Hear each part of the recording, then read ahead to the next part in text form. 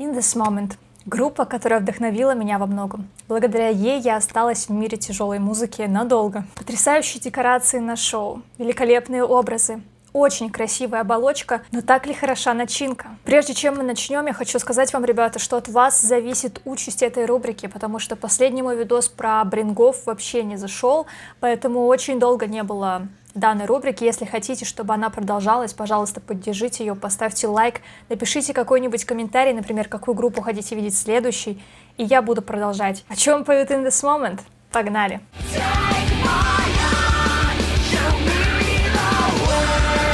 Песня Prayers о безысходности и поиске смысла. В тексте ярко выражена беспомощность. Мария чувствует себя скованной и одинокой. Она отчаянно хочет найти веру во что-то высшее, надежду и поддержку. Но ей приходится сталкиваться с бесконечным циклом проблем и неудач. Несмотря на трудности, звучит призыв к решимости и настойчивости, благодаря которой Мария продолжает идти. В словах «возьми меня за руку, укажи мне путь и никогда не возвращай меня сюда» она умоляет высшие силы показать ей верную дорогу, новый путь, который освободит ее от текущих испытаний. В этих строках Мария готова смириться и признать, что некоторые молитвы могут остаться без ответа.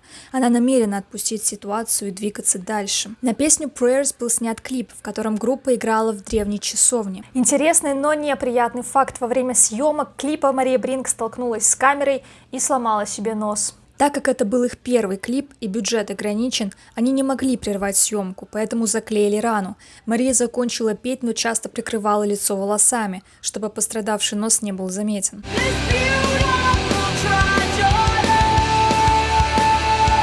Мария комментирует песню так: «Я иногда задумывалась о похоронных церемониях, куда приходят даже обиженные друг на друга родные. Они не разговаривают годами, но после трагедии внезапно находят прощение.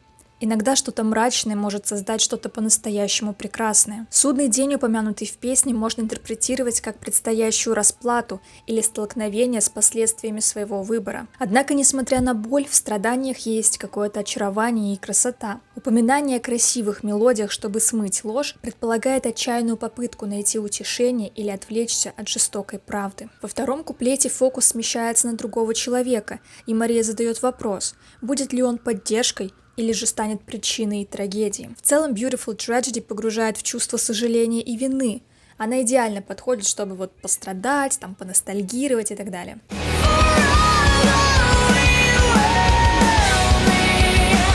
Песня о бескорыстной и преданной неразделенной любви. Мария поет о том, что возлюбленный оставил ее на рассвете с разбитым сердцем. Ей снова пришлось столкнуться с одиночеством. Но она продолжает ждать и надеяться, что он вернется. Припев подчеркивает, как сильно она верна и верит в то, что им суждено быть вместе навсегда. Во втором куплете мы видим, что прошло уже больше 3 недель. Она бы отправилась за ним куда угодно, если бы могла, но ей остается только продолжать ждать. Она пытается жить дальше, но все напоминает о нем и сводится к нему. Ее вера в вечную любовь угасает. И в конце мы видим вместо forever мы will be, forever I, то есть я will be. Это показывает, что она смирилась с тем, что ждать бессмысленно, и самое главное в ее жизни — это не он, а она сама.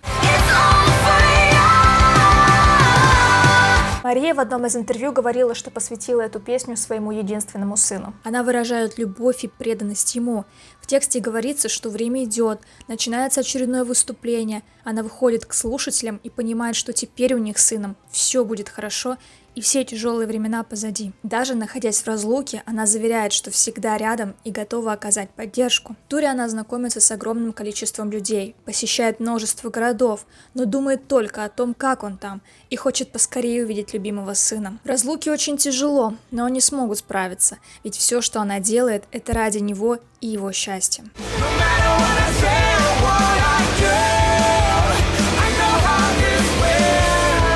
Эта песня о безумной, опасной и больной любви. Ты можешь хотеть человека больше всего на свете, но внутри понимаешь, что это ничем хорошим не закончится, и вы только причините друг другу страдания. Песня The Promise при участии Адриана Патрика повествует о 2 влюбленных, которые осознают опасность их сближения. Их отношения токсичны, но при этом невероятно привлекательны.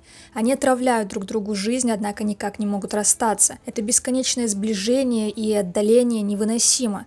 И в итоге они принимают решение разойтись, пока все не зашло слишком далеко. Песня служит напоминанием о том, как легко человек может быть поглощен чувствами, но нужно принять правильные решения и не ставить себя в уязвимое положение.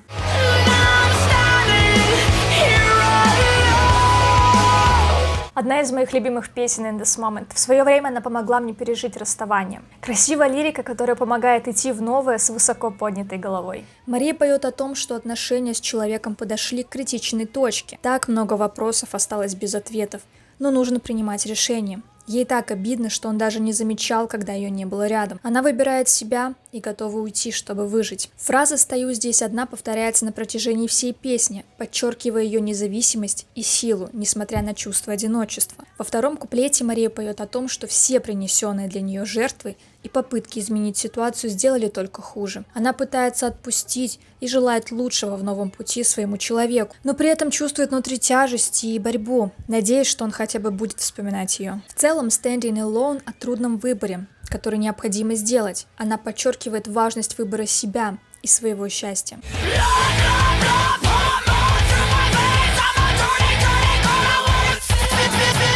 Есть два варианта, как можно интерпретировать этот трек. Когда-то я слышала, что Мария говорила о наркотической зависимости своей матери. Маша пыталась помочь ей в борьбе с зависимостью и посвятила песню «Blood» этому сложному периоду жизни. Однако на данный момент я не смогла найти подтверждение данной информации, поэтому заверять вас не буду. Если не знать подробностей, то кажется, что песня про созависимые болезненные отношения.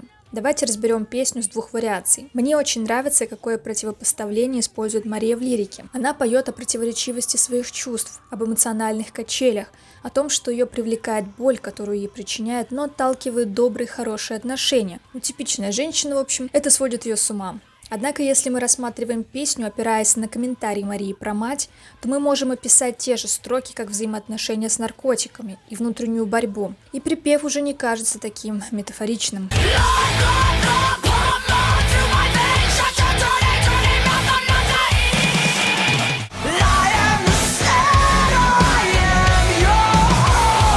Наконец мы добрались до самой популярной и одной из самых сильных песен In This Moment. Мария придумала аббревиатуру, которая превращает оскорбляющее женщину слово whore в сильное утверждение. Женщины, почитающие друг друга, возрождаются вечно. Мария рассказала в интервью: послание этой песни — вернуть контроль. Речь идет о том, чтобы взять силу отвратительного и унизительного слова и обратить ее против обвинителя. Я решила позировать для обложки сингла обнаженной, чтобы вызвать грубые и уязвимые эмоции.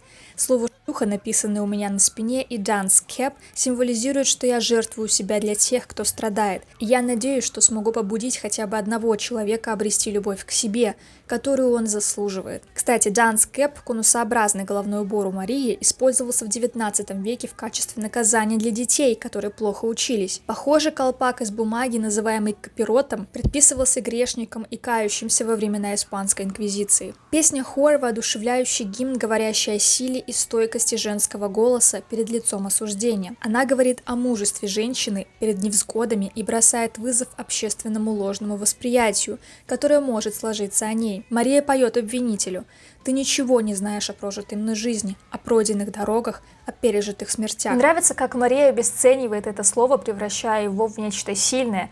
Особенно классно, когда она перед концертом произносит вот эту речь.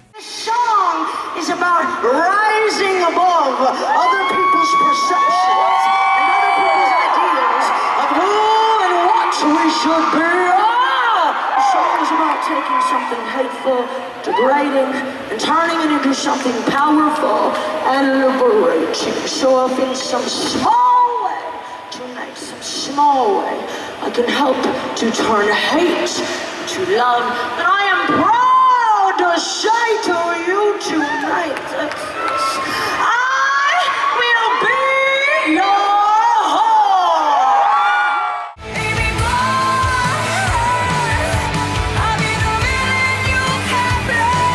Мария Бринк в интервью журналу «Револьвер» говорила, что песня посвящена всем ее ненавистникам. «Я хотела весь негатив, который встречался на пути, превратить во что-то мощное, что я могла бы использовать. В последние несколько лет я перестала читать социальные сети, потому что поняла, что плохие вещи, которые говорят люди, могут быть слишком токсичными. Так что я научилась не замечать этого.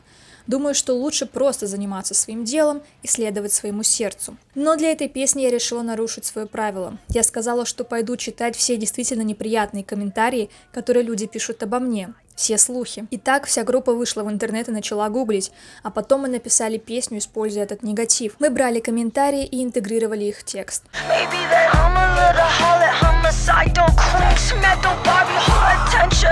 Песня призывает взять свою жизнь под контроль и гордиться тем, кто вы есть, независимо от чужого мнения.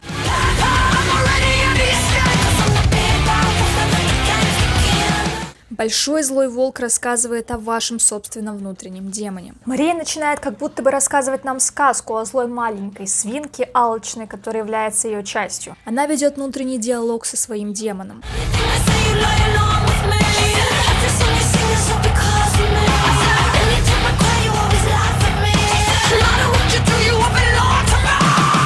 Мысли путаются, может, этот второй голос внутри лишь мнение окружающих. Мария часто упоминала, что внутренняя тьма является ее неотъемлемой частью, и что благодаря музыке и возможности выражать себя на сцене она смогла найти баланс. На протяжении всей песни она повторяет это утверждение.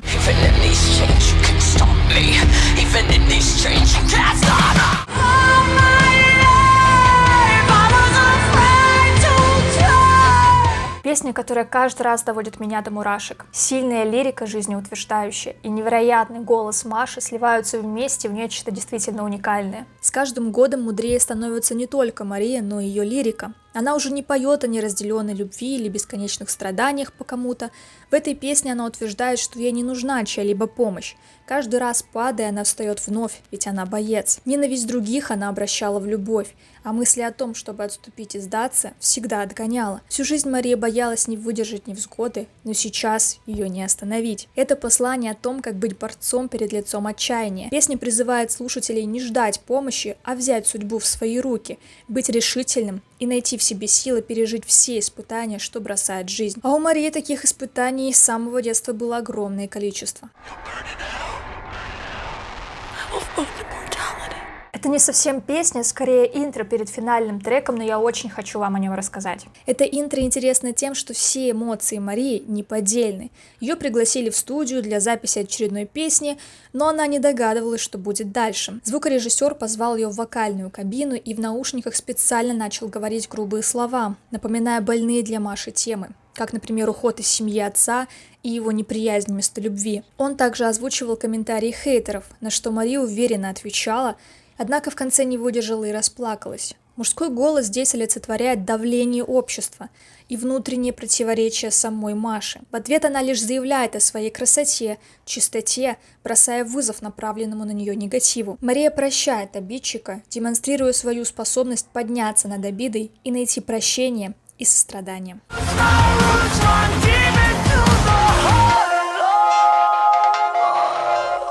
Roots немного похожа структурно на песню Blood. Мы видим в куплете схожие противопоставления. Мария благодарит человека, причинившего ей боль и страдания, так как она смогла извлечь необходимые уроки и стать сильнее. Roots, корни, символизируют связь с прошлым и источник внутренней силы. Во втором куплете Мария напоминает о том, какую пустоту оставил внутри нее человек. Она рада, что он, наконец, оставил ее. В бридже она заявляет, что эта странная часть ее натуры всегда только благодарна за ненависть. Она будет мыслить позитивно, улыбаться миру и поступать правильно ради своей семьи. Мне нравится, как в припеве Мария без доли стеснения посылает своего обидчика и проявляет свою силу и непоколебимость. Ребята, песни из альбома Mother я разбирать не буду, так как у меня есть целый обзор, посвященный данному альбому, и там я затронула каждую песню, рассказала о ее смысле, посыле. Так что переходите по ссылке в описании и смотрите, если вам хочется.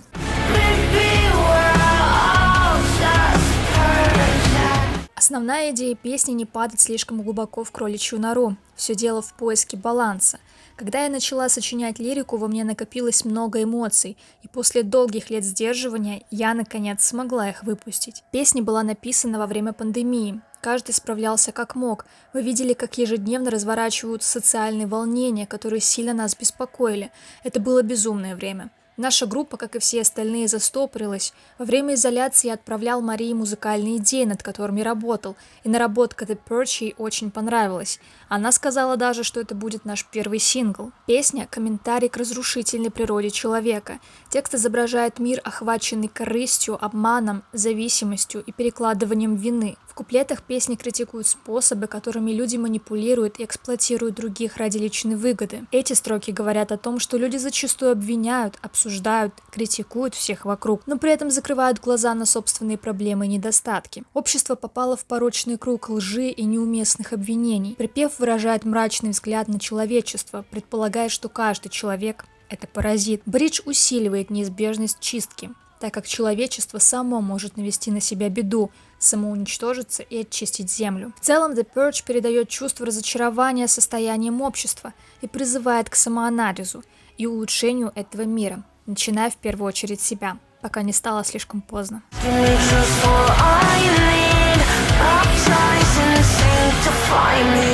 Эта песня углубляется в тему искупления, желания очиститься от прошлых ошибок и боли. В тексте используются яркие образы религиозной аллюзии, чтобы передать эти идеи. Мария признает свои травмы и стыд, поэтому понимает людей, испытывающих то же самое, как никто другой. Она говорит, что прошла через многое и теперь может видеть этот мир насквозь. Однако ей не хватает этого ощущения чистоты и невинности. Она ищет чувство святости, которое может облегчить ее боль и приблизить к истинному «я». Давайте сделаем выводы. В основном лирикой занимается Мария, и она всегда пишет о том, что ее беспокоит. В данном случае мы видим темы самопознания, самореализации, важность превращать негативный опыт во что-то светлое и заниматься в первую очередь собой, а не обвинять других. Она призывает жить в мире со своей внутренней тьмой и всегда находить баланс. Также затрагивает важность влияния каждого человека на общество в целом и напоминает, что мир вокруг начинается с себя. Вот за это я очень люблю Машу In This Moment. Спасибо вам большое за просмотр. Если вы любите эту группу, напишите внизу в комментариях, какие песни ваши любимые. Подписывайтесь на мой Boosty, если хотите поддержать мой канал, это очень важно. Также, пожалуйста, подпишитесь на мой канал, это поможет в продвижении. Также подписывайтесь на мой Twitch, у нас проходят там стримы каждую неделю. Спасибо за просмотр. Пока.